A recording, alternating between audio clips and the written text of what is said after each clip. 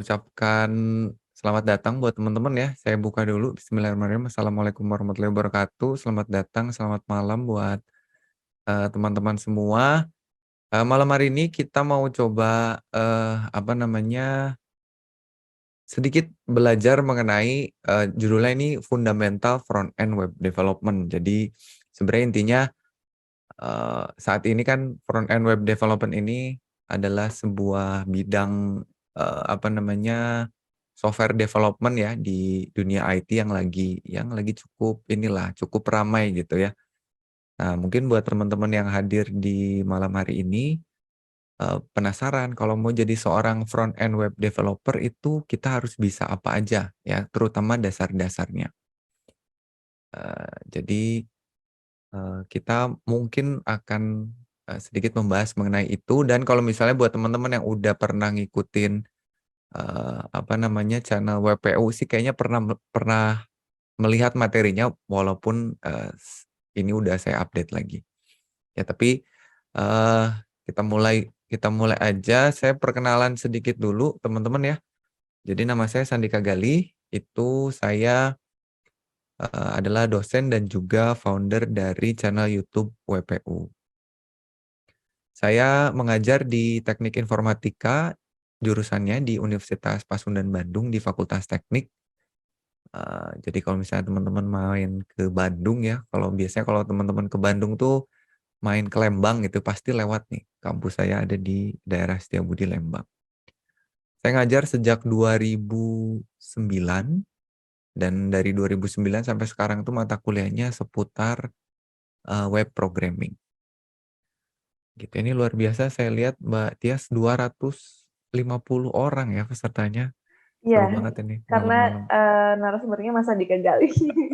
Waduh, seru banget. Oke, kita lanjutkan. Selain itu juga saya memiliki sebuah kanal YouTube yang namanya Web Programming Unpas. Di sini channel YouTube-nya ini berisi video-video tutorial pembelajaran dari dasar-dasar web design dan web programming. Gitu. Jadi buat teman-teman yang pengen belajar untuk menjadi seorang web programmer ya dari nol, dari dasar, boleh mengunjungi channelnya di Web Programming Unpas. Nah, tapi sebelumnya kita mulai dengan membahas secara umum mengenai web development ya. Jadi web development itu apa sih? Ya mungkin teman-teman di sini pasti udah pada pernah mendengar lah ya. Di dalam web development itu biasanya terbagi menjadi beberapa bagian. Ada yang disebut dengan front end, back end, DevOps, dan juga full stack. Nah, malam ini kita mau bahas dari mulai front end dulu, karena kayaknya mau jadi bagian apapun itu harus dimulai dengan front end dulu ya. Front end apa sih front end? Nah ini yang kita mau cari tahu ya. Kalau misalkan dari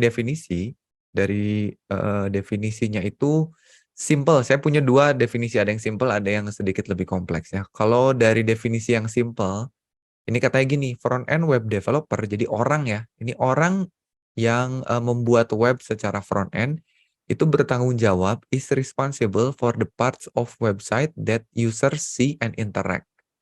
Jadi bertanggung jawab untuk membuat bagian dari website yang dilihat oleh user dan juga diinteraksikan. Jadi fokusnya dua hal ini.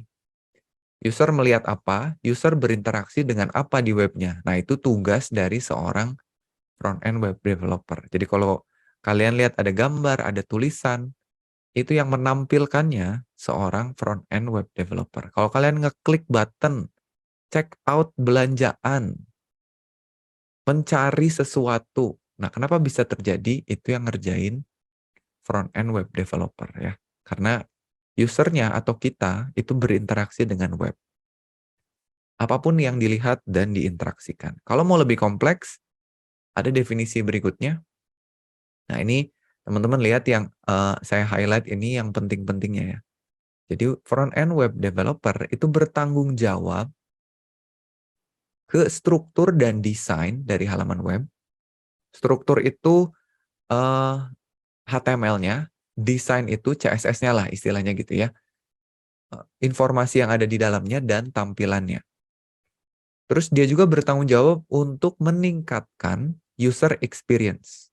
Jadi kalau misalkan kalian ngunjungin sebuah website terus ada aja keluar kata-kata, "Wih, websitenya enak nih buat digunakan." Nah, itu berarti user experience-nya bagus. Wah, gampang nih, mudah nih, ya. Itu user experience-nya bagus. Walaupun kadang-kadang memang kalau ngobrolin user experience itu semakin enak digunakan, biasanya user itu apa namanya, nggak eee, kalau kalau websitenya susah digunakan, user tuh komplain. "Wah, ini susah banget dipakainya, wah lambat, nge-lag," segala macam, biasanya komplain. Tapi kalau user experience-nya bagus, biasanya user jarang memberikan reward. Jadi biasa aja gitu, padahal user experience-nya bagus. Terus juga menyeimbangkan, tugas berikutnya ya, menyeimbangkan antara desain dan fungsionalitas. Jadi jangan cuman bikin website yang tampilannya bagus, enak dilihat, tapi juga berfungsi dengan baik gitu ya. Jadi jangan karena, menurut saya ini bagus, karena selera saya gitu ya. Jangan, tapi secara fungsionalitas bagus juga apa enggak gitu. Terus, yang terakhir adalah optimizing, mengoptimasi aplikasi webnya untuk device-device yang ada. Gitu. Karena, nah ini yang jadi agak sedikit tricky ya, karena device ini sekarang banyak banget ya, ada laptop, desktop, komputernya ada netbook, ada handphone, tablet. Nah, tugas seorang front end web developer itu memastikan agar si webnya itu tampil baik di, device yang berbeda, gitu. Ya, jadi, itu tadi penjelasannya, ada yang sederhana, ada yang, kompleks gitu. Berikutnya gini, eee, kita lihat seberapa dibutuhkan seorang front end web developer khususnya di, Indonesia ya. Sebenarnya banyak nggak sih kebutuhannya gitu? Apakah kalau kita jadi front end web developer ini dibutuhin nggak sama industri? Nah, kalau misalkan kita lihat dari lowongan pekerjaan ini saya, masuk aja ke website-website lowongan ya. Yang, pertama itu kalau kita masuk ke website cari front end web developer itu ada 340 pekerjaan. Terus kalau kita buka di website yang lain ada 650, ini di hari yang sama di website yang berbeda ya. Terus kita cari lagi, ada 324. Jadi ada sekitar 300 sampai 500 lowongan pekerjaan setiap harinya. Dan menurut saya ini cukup banyak sih ya. Dan ini saya baru ambil dari beberapa contoh aja, gitu. Nah, dan ini, apa, rata-rata salary-nya yang tersebar di seluruh Indonesia. Jadi kalau mau jadi front end web developer kira-kira, range salary-nya seperti ini. Dan ini untuk pengalaman dari mulai entry level sampai, 5 tahun atau 3 sampai 5 tahun lah. Kalau 5 tahun kayaknya udah lebih dari ini, gitu. Jadi kalau misalkan teman-teman tertarik, nah itu tadi dibutuhkan front end web developer ini dan juga, salary-nya cukup tinggi. Nah sekarang mungkin ada yang bertanya, "Terus kita harus bisa apa, Pak, sebagai seorang front end web developer?" Sebenarnya kemampuannya, itu cukup banyak ya. Kalau teman-teman lihat ada sebuah website yang namanya roadmap.sh, ya itu untuk ngasih tahu jalur belajar apa aja yang yang harus dikuasai oleh seorang front end web developer. Itu teman-teman nanti bisa lihat, apa aja sih yang harus dipelajari. Nih, mulai dari hal-hal seperti ini, kelihatannya hanya sedikit ya, tapi kalau misalkan kita zoom out, itu materinya banyak banget nih yang harus dipelajari. Jadi buat teman-teman yang baru belajar, biasanya ngelihat ini tuh pusing gitu, "Wah kok banyak banget Pak?" Ya walaupun saya bisa bilang, memang banyak ya yang harus dipelajari gitu, nggak bisa dipungkiri. Saya nggak akan, bohong terus membungkus dengan, "Ah gampang kok, belajarnya." Enggak ya, belajarnya tetap susah dan banyak gitu. Cuman, ya kalian jangan pusing dulu gitu, jangan sampai, "Wah pusing, udah nggak jadi ah," gitu ya. Jangan gitu. Kalau pusing wajar ya, yang namanya programmer itu, bukan sebuah hal yang mudah gitu. Cuman Nanti kita akan bahas satu persatu supaya nanti mudah-mudahan sih terurai gitu ya kepusingannya. Karena kalau lihat semuanya sekaligus, ya jelas pasti pusing. Nah, kita bahas satu persatu gitu ya. Keahlian apa aja atau kemampuan apa aja yang harus kita miliki. Nah, kalau kita lihat kebutuhan di lapangan, sebenarnya skill apa aja. Nah, kadang-kadang suka agak berbeda dengan apa yang harus kita miliki. Kalau kita lihat salah satu lowongannya tadi, ada lowongan yang butuhnya itu sangat simpel. Ini contohnya saya ambil salah satu lowongan, hanya dibutuhkan gini aja, nggak ada lagi si spesifikasinya. Lulusan dari kampus, terbuka untuk fresh graduate, pengalaman mengerjakan project di bagian front end minimal 1 tahun. Dan udah, nggak ada lagi, nggak dikasih tahu gitu butuhnya apa. Atau kalau kita lihat yang lain, ada yang sampai spesifik banget gitu. Responsibilities-nya apa, requirements-nya apa, ada. Nah, nanti teman-teman bisa coba, walaupun belum punya kemampuannya gitu ya, misalnya masih kuliah, masih sekolah, tapi kalau mau coba ngintip-ngintip kira-kira industri butuhnya apa ya, coba aja search di lowongan-lowongan pekerjaannya. Terus kalau misalkan kita lihat lagi, ini di sini ada penjelasannya ya. Butuh ngerti HTML, CSS, butuh ngerti jQuery, butuh ngerti front end framework. Ada Vue, React, Angular. Nah, nanti coba kita lihat ya. Kalau kita udah lihat beberapa lowongan, nanti coba kita lihat benang merahnya. Sebetulnya mereka butuh apa sih? Ada lagi nih, front end web developer. Ini lebih kompleks lagi. Tapi semuanya ada HTML, CSS, JavaScript. Dan ada front end framework. Jadi kalau dilihat-lihat, beda-beda, tapi ada yang samanya. Makanya nanti kita coba sarikan ya. Sebenarnya mereka butuh apa.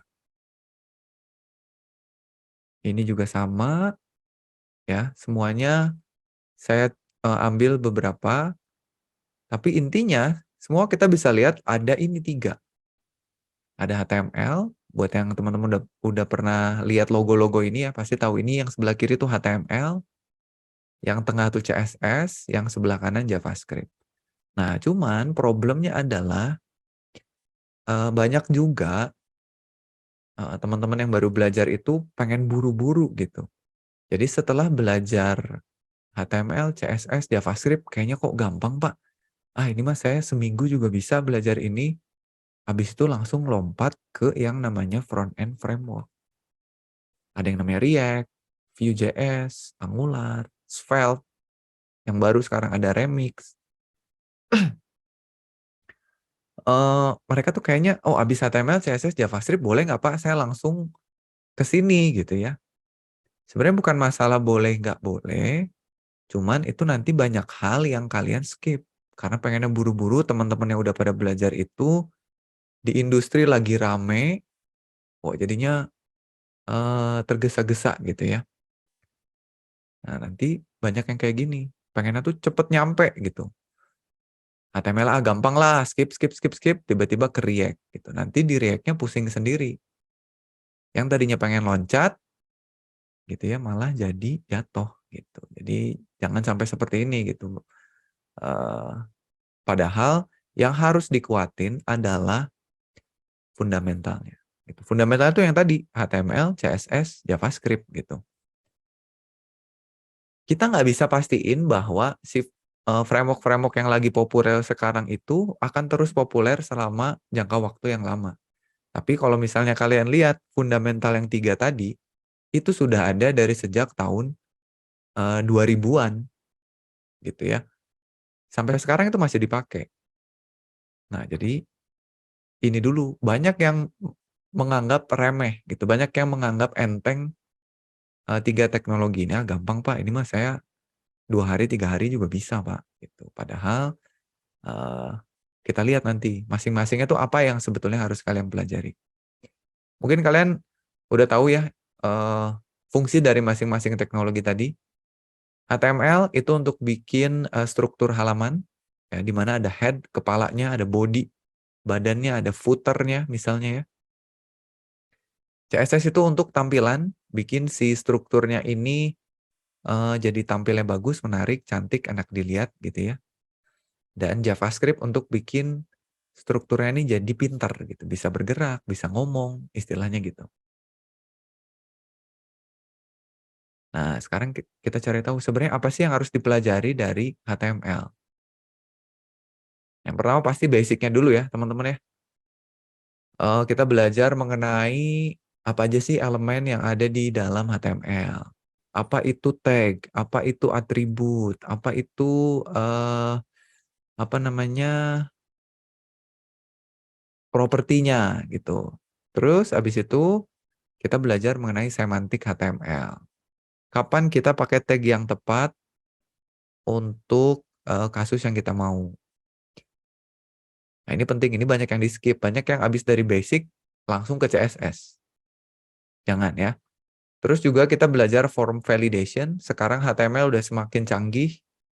Biasanya kalau kita mau validasi form itu bisa menggunakan bahasa programan yang kompleks kayak JavaScript, Python, PHP. Padahal HTML sendiri itu udah cukup bagus untuk melakukan form validasi. Jadi kalau misalkan kita mau ngisi data nih, kalau kosong, eh, kita bisa pakai HTML buat ngejagain nggak boleh kosong. Jadi datanya udah dikirim. Kalau disuruhnya ngisi email, tapi kita ngisinya bukan email, nggak bisa gitu ya. Kalau disuruhnya ngisi nomor telepon, tapi kita ngisinya huruf, nggak bisa. Nah sebenarnya HTML udah cukup canggih gitu untuk melakukan itu. Kita juga pelajari mengenai SVG dan Canvas.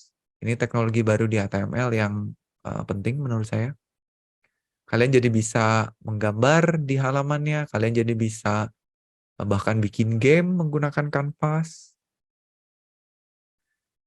Terus juga belajar mengenai information architecture atau arsitektur informasi. Nah, tugas kalian sebagai seorang front end juga mengatur informasi di dalam webnya. Mana informasi yang penting nih? Mana informasi yang nggak penting? Kalau informasi yang penting, perlakuan kita gimana? Posisinya disimpan di mana? Ukuran eh, fontnya seperti apa? Kalau informasi yang lebih nggak penting disimpannya di mana? Ukurannya berapa? Nah, itu namanya information architecture. Terus kita belajar accessibility. Nah, ini juga hal yang sering banget dilupain ya sama teman-teman yang baru belajar gitu karena eh, kita merasa kalau kita udah beres bikin website yang bagus menurut kita, itu udah selesai. Padahal website yang kita buat itu pada akhirnya bukan kita yang pakai, tapi orang lain. Gitu. Kita harus memastikan semua orang bisa mengakses website kita dengan nyaman. Nah, itu namanya accessibility. Dan tidak semua orang itu punya kemampuan yang sama dengan kita. Ada teman-teman kita yang memiliki keterbatasan penglihatan. Ada teman-teman kita yang memiliki keterbatasan mobilitas gitu ya. Sanggup nggak website kita mengakomodir itu? Nah, itu yang disebut dengan accessibility. Dan yang terakhir di HTML yang harus kita pahami mengenai SEO. Search Engine Optimization. Gimana caranya website yang udah susah payah kita buat ini mudah dicari oleh mesin pencari gitu. Kalau accessibility itu mudah digunakan oleh manusia, kalau SEO ini mudah digunakan oleh mesin pencari ya. Gimana caranya supaya website kita kalau nyari tuh langsung ketemu di halaman pertama Google Search gitu misalnya. Nah, ini semua harus kita pikirin. Banyak dari kita habis belajar tag-tag skip langsung ke CSS. Ya, saya yakin juga ada dari teman-teman yang di sini yang habis belajar HTML sedikit langsung ke CSS. Next, baru kita masuk ke CSS. Nah, disinilah saatnya kita menghias website kita agar tampilnya menarik gitu ya, enak dilihat. Apa aja yang harus dipelajari? Yang pertama jelas dasar-dasarnya dulu. Kita belajar selektor. Gimana cara menyeleksi elemen HTML. Habis itu kita belajar properti. Gimana cara ngewarnain, gimana caranya ngegedein ukuran font, gimana caranya ngasih background. Itu basic CSS. Kalau udah basic CSS, kita masuk ke layouting. Gimana caranya menempatkan elemen yang udah kita hias di tempat yang kita inginkan supaya rapih. Gitu ya, ini namanya CSS layouting. Memposisikan atau melayout elemen-elemen HTML yang udah kita hias. Nah, berikutnya kita belajar animasinya. Ada filter, transisi, animasi supaya websitenya interaktif gitu ya. Nggak cuman enak dilihat, tapi begitu kita gunakan itu interaktif. Baru kita belajar responsive design. Nah, ini yang penting tadi agar halaman websitenya itu tampil baik, merespon dengan baik, namanya juga responsif ya, merespon dengan baik di lebar layar yang berbeda atau istilahnya di device yang berbeda. Jadi kalau misalnya kita buka di PC, bagus. Kita buka di laptop yang lebih kecil kan layarnya, bagus. Kita buka di tablet, bagus. Kita buka di handphone tetap bagus gitu ya. Itu namanya responsive design. Penting banget ini. Berikutnya, nah ini kita pelajari modern CSS. CSS ini semakin berkembang, setiap saatnya itu dikembangin terus. Teknologi-teknologinya sekarang semakin keren ya. Sekarang kita bahkan bisa bikin variabel di dalam CSS. Yang sebelumnya ini nggak mungkin gitu, karena variabel hanya ada di bahasa pemrograman. Terus kita bisa melakukan operasi matematik di dalam CSS. Ya, dulu CSS nggak bisa melakukan penjumlahan gitu ya, melakukan perkalian, sekarang bisa. Terus juga CSS sekarang bisa dipakai buat edit foto ya, kayak edit foto gitu bisa dilakukan pakai CSS. Gitu. Jadi ini harus dipelajari, dan kalau yang mau lebih lanjut lagi ada yang namanya CSS arsitektur gitu. Ini ngapain kita pelajarin CSS arsitektur?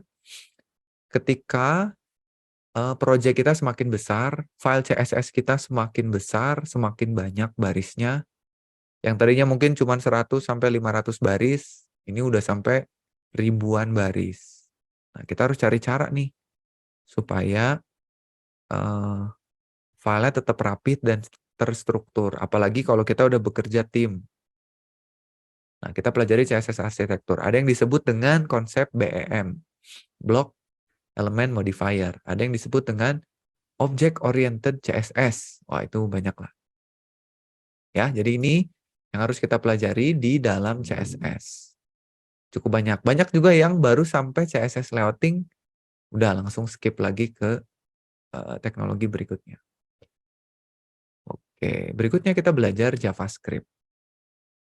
Nah, front-end developer juga harus paham mengenai JavaScript ya. Mulai dari sintak dasar JavaScript, gitu ya. Kita harus tahu gimana nulisin JavaScript, di mana nulisin JavaScript-nya, gimana caranya menghubungkan antara HTML dengan JavaScript, itu basic syntax. Terus kita pahami konsep-konsep pemrograman di JavaScript. Kalau teman-teman di sini sudah pernah belajar programming sebelumnya, nah ini sangat membantu ya. Misalnya udah pernah belajar Java, misalnya udah pernah belajar Python, misalnya udah belajar C. Nah, tinggal dicari tahu aja versi JavaScript-nya gimana. Bikin variabel gimana, tipe datanya ada apa aja, terus kalau bikin function gimana, bikin array gimana, dan yang paling penting kalau di JavaScript, kalian paham objek ya. Itu. Terus, karena kita seorang front-end, kita harus paham yang namanya dokumen objek model.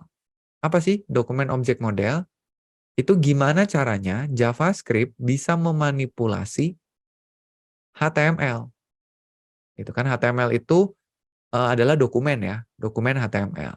Nah, gimana caranya menggunakan JavaScript bisa memanipulasi halaman HTML kita. Nambahin elemen baru, menghilangkan elemen baru, ngambil data dari tempat lain, disimpan di web. Nah, itu tugasnya DOM. Makanya seorang front end harus paham DOM. Orang back end nggak wajib paham DOM, tapi orang front end wajib. Nah, gitu ya teman-teman ya. Jadi 3 hal itu minimal, ini minimal harus dipahami dulu, baru kalian boleh lanjut belajarnya. Nah, setelah belajar JavaScript, kira-kira apakah udah siap belum nih saya Pak? Kira-kira udah nyampe JavaScript, boleh nggak saya langsung ngelamar nih ke pekerjaan-pekerjaan yang tadi? Jelas belum ya teman-teman ya, itu baru syarat untuk bisa maju ke materi berikutnya. Nah, tapi sebelum kita maju, jangan lupa selalu bikin project dulu. Buktikan bahwa kalian tuh udah paham. Bukti dari kita udah paham sebuah materi adalah kita membuat sesuatu. Menggunakan materi tadi gitu. Jadi nanti kebanyakan lowongan pekerjaan itu selain nanti kalian ada interview, itu pasti ditanya dulu udah pernah bikin apa sebelumnya. Buktinya mana gitu. Nggak cuma ditulis di CV pernah bikin ABC, tapi ada buktinya. Bukti yang bisa dilihat. Ya, mulai dari sesimpel bikin website portfolio misalnya atau bikin website company profile sederhana. Hanya menggunakan teknologi yang tadi ya. HTML, CSS, JavaScript. Bikin website untuk band favorit kalian misalnya atau artis favorit kalian. Bikin website untuk toko online sederhana meskipun hanya tampilannya aja. Ini dibuat semuanya dengan menggunakan HTML, CSS, JavaScript tanpa bantuan teknologi yang lain.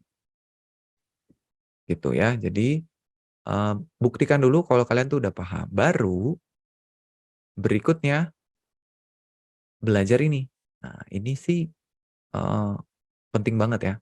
Jadi setelah fundamental, teknologi penting berikutnya yang harus kalian pelajari adalah version control system.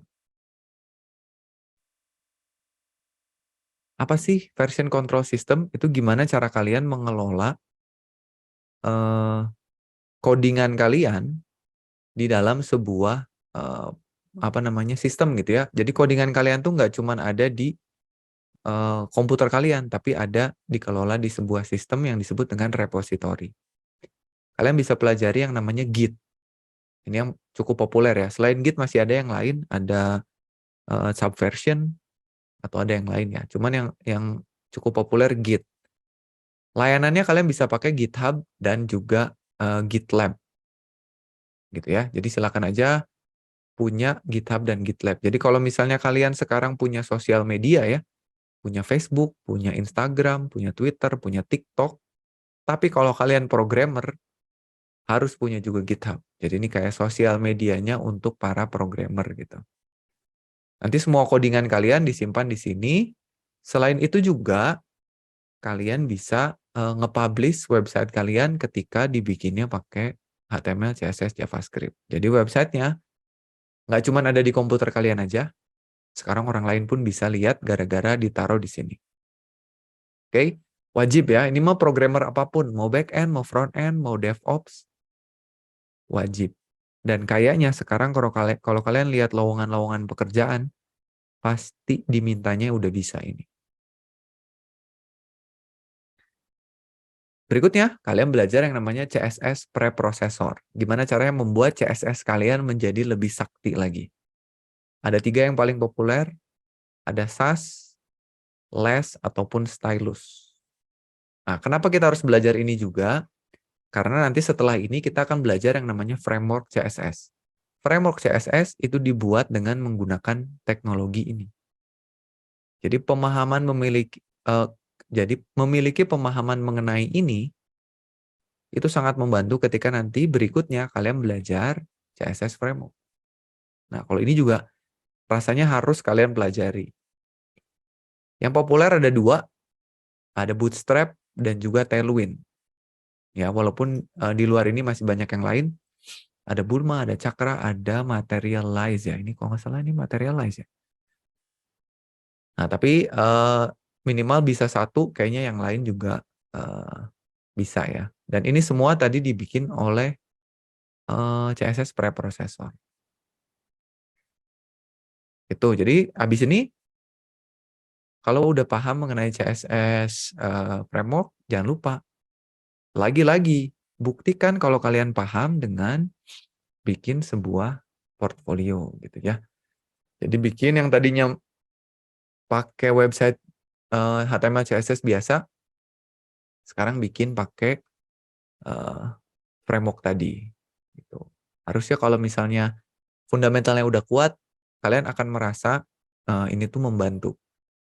Kalau kalian belajar sebuah framework atau library itu sangat susah, ada kemungkinan susahnya itu bukan karena memang framework-nya susah, tapi karena fundamental kalian belum kuat. Oke? Setelah sampai sini, kalian bisa coba bikin project-project lain ya, selain website portfolio tadi. Contoh-contoh project yang biasanya dibikin oleh para programmer front-end pemula, itu yang pertama jelas personal portfolio. Sebelum kita bikinin website buat orang lain, ya kita bikin sendiri dong buat diri kita ya. Jadi kita punya dulu website diri kita sendiri. Atau kalian bisa bikin cloning sebuah website. Dulu kalau saya latihan pada saat belajar itu saya coba ngejiplak gitu ya, ngejiplak website yang ada. Saya bikin halaman loginnya Facebook misalnya. Coba contek gitu ya. Kalian juga bisa coba cloning atau nyontek website yang ada. Bikin kalkulator sederhana. Ini butuh HTML, CSS, dan JavaScript. Bikin aplikasi to do ya.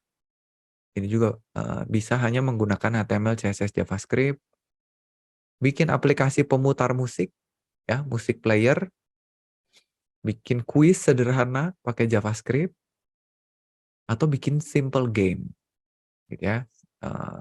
Game-nya sederhana aja, nggak perlu ada database-nya, nggak perlu ada macam-macam, hanya menggunakan HTML, CSS, JavaScript. Jadi bikin ini dulu, simpen di GitHub, supaya orang lain juga bisa lihat, dan itu menjadi bukti, selain menjadi bukti belajar kalian, menjadi bukti bahwa kalian paham sebuah teknologi. Gitu teman-teman ya. Itu untuk bagian pemula ya. Nah, berikutnya gimana? Kalau udah oke fundamentalnya, udah punya beberapa portfolio dari teknologi-teknologi dasar tadi, nah berikutnya kalian udah siap nih maju ke tahap selanjutnya. Kita masuk ke JavaScript lanjutan. Gitu. Jadi tadi JavaScript dasar, sekarang JavaScript lanjutan. Pelajari yang namanya teknologi ES6 ya, atau ECMAScript 6. Ini JavaScript yang terbaru. Atau yang lebih baru lah ya, bukan yang terbaru tapi yang lebih baru. Terus pelajari juga modular JavaScript. Bagaimana memisah script JavaScript kita menjadi modul-modul. Terus, ini yang sangat penting ya, dan nggak gampang. Pelajari yang namanya asynchronous JavaScript. Ini kunci teman-teman ya, ini mau nggak mau seorang front-end web developer ini harus bisa ya. Apa aja sih yang harus kita pelajari Pak? Nah ini kita lihat. Pahami mengenai event loop, pahami mengenai callbacks, pahami mengenai promise, dan async await. Nah ini istilah-istilah yang harus kalian pahami ya. Nggak gampang belajar ini, tapi nolong banget ketika nanti kita mau maju ke tahap berikutnya. Terus juga pelajari mengenai Fetch API. Nah penting banget seorang front-end juga belajar mengenai Fetch API. Karena nanti kita akan selalu mengambil data menggunakan yang namanya API ya. Tuh. Jadi API itu ini penting banget. Back-end dan front-end penting memahami ya. Tapi kalau back-end tuh biasanya bikin API. Kalau front-end itu pakai API. Jadi dua-duanya harus paham. Kenapa sih kita harus paham? Nanti kita lihat ya. Konsep REST API yang harus dipelajari. teknologinya kalian bisa pakai JSON atau GraphQL. Yang JSON lah yang paling utama. Kalau GraphQL udah cukup advance. Untuk yang dasar itu kalian boleh pahami JSON. Ini juga wajib karena tadi seperti yang saya bilang, kalau kita anggap si aplikasi front-end ini adalah sebuah restoran, ya. Kalian datang ke restoran, kalian disuruh duduk, tempatnya nyaman, tempatnya enak, terus kalian dikasih menu makanan, terus kalian pesen makanan, itu adalah front-end-nya. Dan back-end-nya adalah dapur ya. Misalnya ini dapurnya gitu. Nah, gimana caranya agar makanan yang dibikin di dapur itu bisa nyampe ke meja kita setelah dipesan. Nah, itu nggak akan mungkin terjadi kalau nggak ada API. Jadi, API ini jembatan antara back-end dan front-end. Jadi, kalau mau ngobrol antara front-end dan back-end, kalian nggak mungkin jalan ke dapur terus mesen sama kokinya kan. Nah, jadi kita butuh perantara. Back-end butuh API, front-end butuh API. Kadang-kadang dari back-end juga butuh database. Walaupun seorang front-end nggak perlu mikirin, cenderung nggak perlu mikirin back-end dan database karena nanti kita bisa ambil datanya dari yang namanya public API. Ya, jadi pokoknya si front-end itu butuh belajar API. Kenapa? Supaya bisa ngobrol sama back-end. Oke ya. Next-nya kita butuh belajar Node.js. Node.js ini adalah sebuah runtime JavaScript.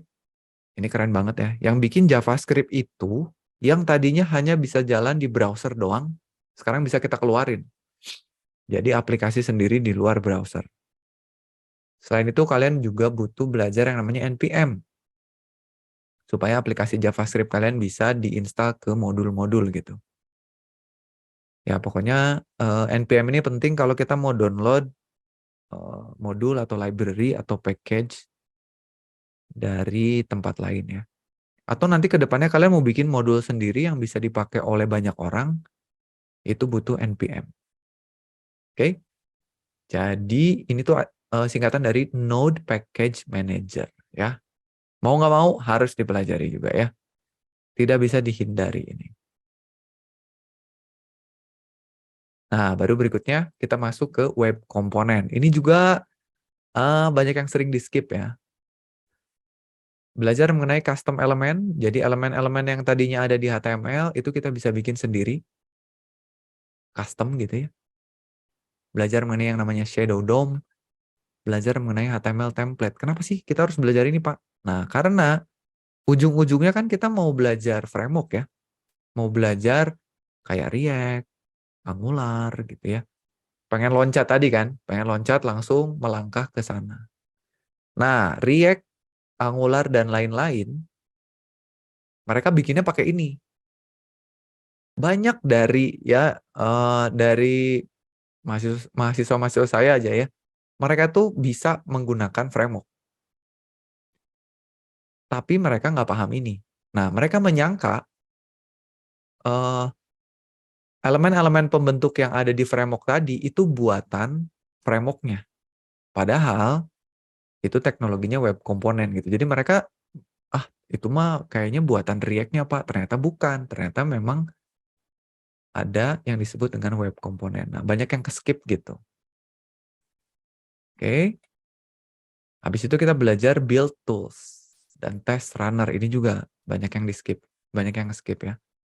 Buat mempermudah hidup kita nih ya. Jadi agar si aplikasi yang kita buat itu bisa di-build dan dijalankan di berbagai platform atau dipindah-pindah gitu ya, dan melakukan otomasi gitu.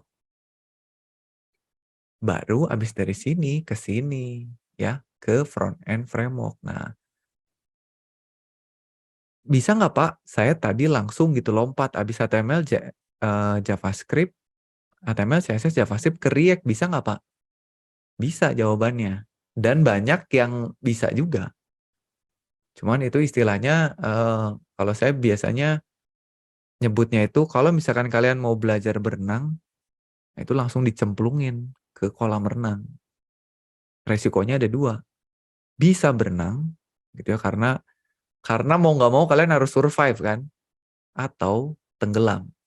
Nah, saya adalah tipe yang nggak bisa gitu. Jadi saya harus belajar dulu dikit-dikit. Makanya kalau saya itu tipenya ya pelajari dulu dikit-dikit.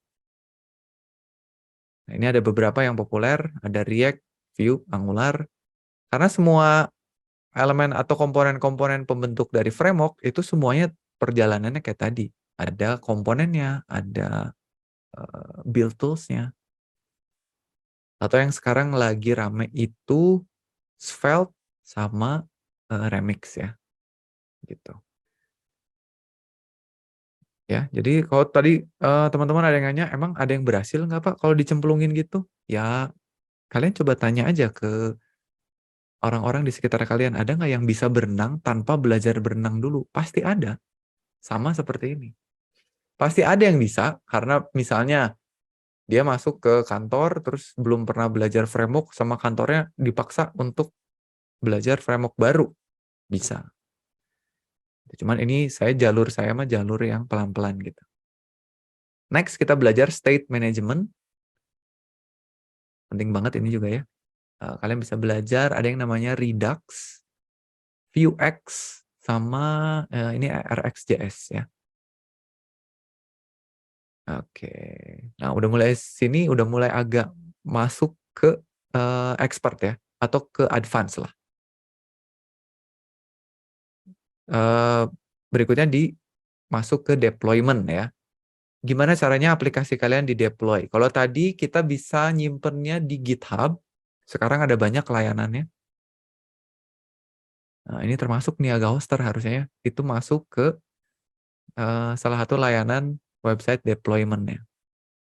Ada GitHub, ada Heroku, ada Firebase, Vercel, dan Netlify. Ini semuanya ada versi gratisnya. Jadi aplikasi framework yang kalian bikin bisa di-deploy ke layanan-layanan ini. Misalnya bikin aplikasi React, nah bisa di-deploy ke tempat-tempat ini supaya yang bisa akses, yang bisa lihat nggak cuma kalian, tapi orang lain juga bisa lihat ya. Terakhir itu testing. Nah, jangan bikin aplikasi yang nggak di-testing. Jangan bikin aplikasi yang ngetesnya itu adalah user duluan. Kita harus testing dulu ya menggunakan tools-tools ini. Nah, habis itu jangan lupa juga ya selalu bikin project gitu. Jadi penting banget kalian tuh belajar sesuatu, buktikan dengan bikin project. Jadi kalau ngikutin tutorial, kalian ngikutin kursus atau ngikutin kuliah di kelas, buktikan kalian paham dengan membuat sesuatu menggunakan materi itu gitu. Apa aja yang kira-kira bisa dibikin? Ada banyak ya. Contoh-contoh project front end untuk pemula itu kalian bisa bikin portfolio kalian yang tadi, tapi sudah diperbaiki menggunakan teknologi yang sudah dipelajari. Jadi kalau sebelumnya itu bikin portfolio pakai Bootstrap, hanya Bootstrap atau Tailwind saja. Sekarang diperbaiki, jadi pakai React misalnya. Portfolionya tetap portfolio diri kalian sendiri. Tapi sekarang ditambahin pakai ilmu yang udah kalian pelajari. Pokoknya portfolio itu jadikan sebagai playground atau tempat bermain kalian. Gitu. Jadi sebelum kalian ngulik-ngulik untuk orang lain, ulik dulu portfolionya. Gitu. Bikin public API website. Nah ini penting ya. Kalian bikin sebuah website yang datanya ngambil dari yang namanya public API. Contohnya kalian bikin aplikasi buat mencari film. Nah, ada layanan-layanan yang udah ngasih database film dengan gratis. Jadi kalian bisa bikin kayak cloningan Netflix gitu misalnya. Walaupun nggak bisa ditonton ya, hanya datanya aja gitu. Kalian bisa bikin aplikasi kayak Crunchyroll. Nah, jadi film-film anime misalnya, datanya ngambil dari sebuah public API. Database buku, database lagu, pokoknya banyak. API publik dan gratis yang bisa kalian pakai untuk website kalian. Website cuaca. Nah, bisa bikin aplikasi cuaca sederhana. Cari tahu sekarang di kota kalian cuacanya apa gitu ya, bisa. Olahraga ya, skor bola, skor basket. Nah, banyak yang sudah membuatkan gitu. Dan API yang lain. Aplikasi lain kalian bisa bikin pemendek URL. Oke. Ini juga buat latihan oke lah ya. Aplikasi lain kalian bisa bikin CMS, bikin sistem blog, bikin galeri gitu. Pokoknya content management system yang user bisa insert, update, delete sebuah data gitu. Kalian bikin juga aplikasi chat bisa ya menggunakan teknologi yang udah dipelajari tadi, atau bikin visualisasi data ya. Yang lagi ramai sih terakhir-terakhir kan pengen nunjukin data COVID gitu misalnya. Dengan menggunakan visualisasi grafik lah, animasi lah, dan lain sebagainya. Tuh, jadi silakan bikin project-project pokoknya yang bisa dipamerin saat kalian nanti mau melamar pekerjaan sebagai front-end developer. Nah, habis dari sini, nah kalian kalau misalnya lihat ya, ini ada satu lowongan pekerjaan, ada syaratnya tuh ini, proven by portfolio. Jadi biasanya para pencari kerja tuh sekarang ngelihatnya nggak cuma CV, tapi lihat GitHub-nya juga. Nanti pada saat kalian kirim lowongan, ini kok programmer, tapi nggak punya GitHub kan, aneh banget gitu. Jadi GitHub-nya harus rajin lah di-update. Nah sekarang menurut saya udah cukup. Ya, kalau misalnya mau sampai tahap ini kalian mau cobain ya untuk melamar pekerjaan menjadi front-end web developer, kayaknya udah bisa gitu ya. Silahkan dicobain. Tapi kalau misalkan masih belum puas, mau lanjut, masih ada ya. Nah, ini untuk yang tingkat lanjutannya, ada yang namanya SSG atau Static Site Generator. Bisa pakai Next, Nux, Gatsby. Bisa belajar yang namanya PWA, Progressive Web Apps. Ini ya, ada macam-macam. Atau yang mau lebih lanjut lagi, kalian bisa belajar WASM ya, atau Web Assembly gitu. Jadi banyak yang harus dipelajari. Habis ini juga masih banyak karena teknologi terus berkembang. Nah, sekarang pertanyaannya gimana nih? Habis ngelihat tadi ya, masih mau jadi front-end web developer nggak gitu ya? Karena terlalu panjang, Pak. Kok panjang banget ya? Memang panjang banget ya. Harusnya semangat sih. Nggak gampang ya. Saya bukan orang yang bilang, aduh programming mah gampang. Yang penting kalian tekun. Enggak ya, programming tuh susah. Nggak gampang dan tidak menyenangkan ya. Jadi kalau misalnya kalian mendaki tuh, kayaknya HTML tuh gampang, CSS tuh oke lah. Wah, JS sudah mau beres nih kelihatannya. Oh, ternyata tidak ya, masih panjang perjalanannya ya. Itu cuman saya bisa jamin worth it ya. Jadi perjuangan kalian itu pasti membuahkan hasil gitu. Karena kalau misalkan programming gampang, kayaknya semua orang udah jadi programmer kayaknya. Gitu ya. Jadi saya yakin kita bisa ya. Jadi kalau misalnya meskipun susah ya dijalanin aja ya. Oke. Kalian bisa kalau mau belajar dasar-dasarnya, saya cuman ada dari dasar sampai mulai menengah ya, sampai yang tingkat lanjut pun nggak ada ya. Saya udah buatkan jalur belajarnya, mulai belajar dari apa, gitu ya, dasar-dasarnya, atau bahkan kalau kalian lihat di websitenya Niaga Hoster juga kalian bisa ada course-nya ya di course niagahoster.co.id itu juga saya lihat udah cukup banyak yang bisa kalian pelajari di situ, untuk menjadi seorang front end web developer, gitu ya teman-teman ya. Mudah-mudahan sih meskipun tadi kita lihat perjalanannya panjang, yang ada di sini semangat gitu ya untuk menjalaninya. Oke, jadi mungkin itu aja yang bisa saya sampaikan. Terima kasih atas perhatiannya teman-teman.